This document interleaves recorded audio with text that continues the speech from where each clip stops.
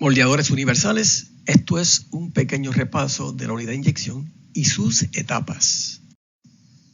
Estas etapas son inyección, transferencia, empaque, endurecimiento de bebederos, enfriamiento y plastificación con su descompresión.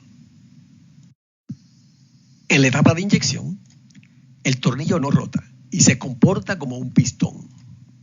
Llena cerca de un 95% del volumen total, incluyendo la colada. Debe llenar lo más rápido posible con un fundido homogéneo y con sus mejores propiedades. La velocidad es el parámetro de control de máquina.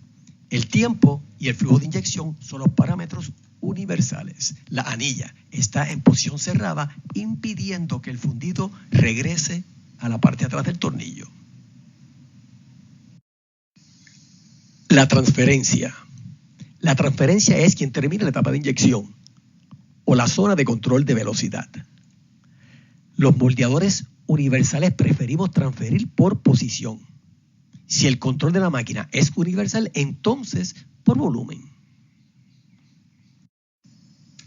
Después de la transferencia nos llega el empaque. El tornillo continúa comportándose como un pistón. Aquí se empaca el remanente de las cavidades.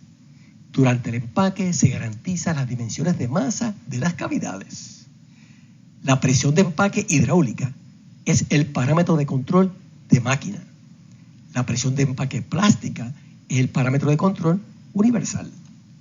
La velocidad del tornillo es lenta, es un resultado y no debe ser controlada. Otro parámetro es el tiempo de empaque.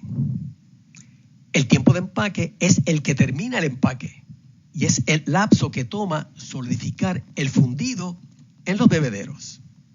Esto es igual en moldes con colada caliente. Si el molde está provisto con válvulas en los bebederos, estas son accionadas cuando expira el tiempo de empaque.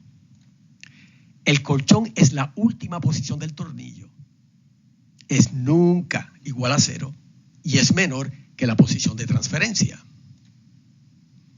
El colchón es un resultado y debe ser consistente. Por esto se monitorea dentro de una ventana predeterminada. Enfriamiento. Una vez termina el tiempo de empaque, se inicia la etapa de enfriamiento. Durante el enfriamiento conseguimos las dimensiones térmicas, dimensiones y propiedades que son función del encogimiento. Los parámetros de control son el tiempo de enfriamiento y la temperatura del molde. Después del enfriamiento vendría la apertura del molde y la expulsión de las partes moldeadas. Plastificación. Dentro de la etapa de enfriamiento sucede la plastificación. En máquinas normales, la plastificación debe terminar antes que el enfriamiento, o permiso para abrir el molde será denegado. Los parámetros de control de máquina son la posición de plastificación, la velocidad de rotación, la contrapresión, la descompresión, la velocidad de descompresión y las temperaturas de las zonas de calor. Durante la plastificación, el tornillo rota cargando un fundido homogéneo enfrente de la anilla. Ese fundido enfrente de la anilla es quien empuja el tornillo hacia atrás. La compresión es una fuerza, presión, que se opone a que el tornillo sea empujado libremente por el fundido. Cuando se aumenta la contrapresión, se podría mejorar el mezclado de aditivos. El material es compactado. El fundido se convierte más denso. Más masa es compactada en el mismo volumen. Aumenta la fricción. Aumenta el calor en forma de fricción y las bandas de calor encenderán menos.